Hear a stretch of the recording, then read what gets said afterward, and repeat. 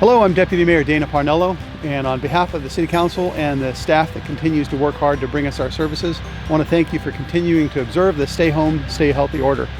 For those fortunate enough to continue in their employment, many are finding that working from home can be efficient and frees up valuable time from that awful 8 to 15 hour commute many of us had to do. For those who are no longer working or are working reduced hours, these can be especially trying times.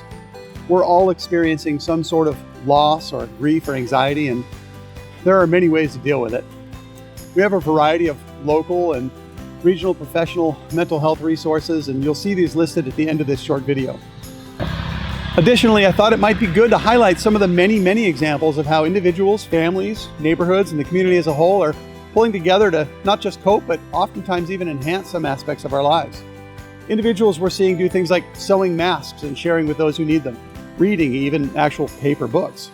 Meditation, yoga, yard work, even home maintenance projects can be rewarding. Within the community, we're seeing virtual gatherings through platforms such as FaceTime and Zoom and Skype, and we're seeing continued strong support local campaigns, and even the reverse, where local health clubs and other businesses are adding virtual classes, and in some cases even waiving monthly fees as a means of contributing to our overall mental and physical health. And finally, something we all control with or without the pandemic or any other crisis, is social media seems to be taking on a decidedly warmer feeling, and people seem to be returning to the basic courtesies of saying hello from afar, of course.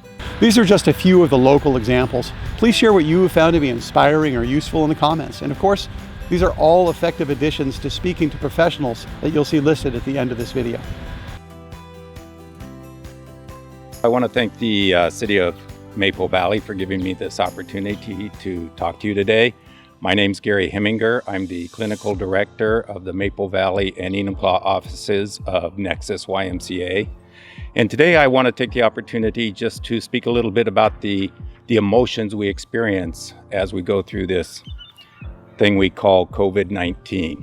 One of the experiences that are going to be common to us is fear.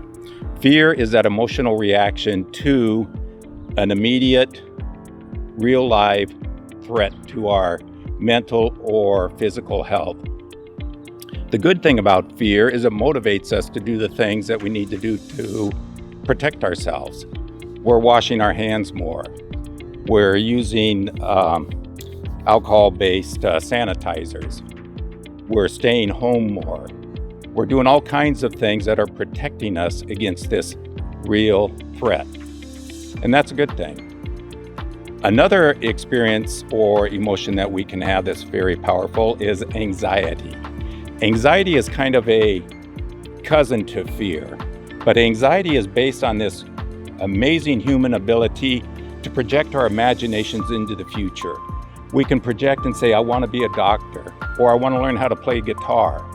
But at the same time, we can also project the negative things that can happen.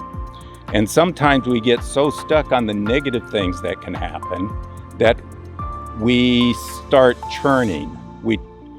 We turn at night in bed. We can't let our brains slow down or shut down. And one of the best anecdotes to this kind of anxiety is bring yourself back to the moment. None of us can control the future. None of us can predict exactly what's going to happen, but we can live in this moment. And remind yourself that the better I live today, the more I make good decisions today, the better that's going to set me up to handle the future, whatever the future brings. Another emotion that many of us will experience is grief. And my sincere condolences to those of you who have lost significant things in your life during this COVID event. But grief is normal. And grief is another process that we have to go through.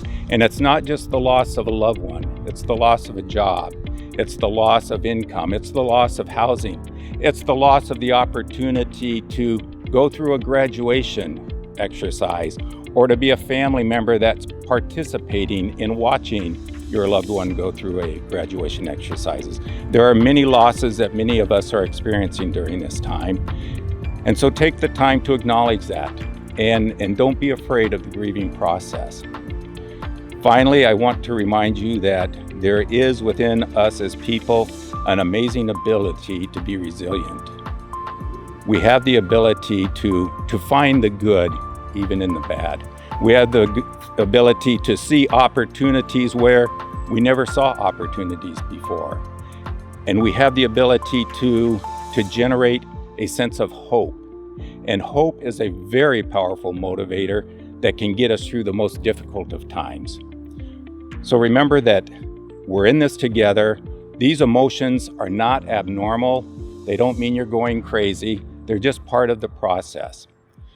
If you find yourself getting stuck in any one of those processes, whether it's fear, anxiety, grief, or even loss of hopelessness, reach out and seek those out who can help. There are many community-based agencies out here in the Maple Valley area. There's Kent Youth and Families, there's Valley Cities, there's Sound Mental Health, and of course there's Nexus. We have an office right here in Maple Valley. Our therapists are on the phone several hours a day talking with our clients, helping people through the difficulty. So if you think you might benefit from reaching out and having a little help from a trained mental health professional, by all means give us a call. We take insurances, we take Medicaid, and right now during this COVID time, we will take anyone regardless of their ability to pay.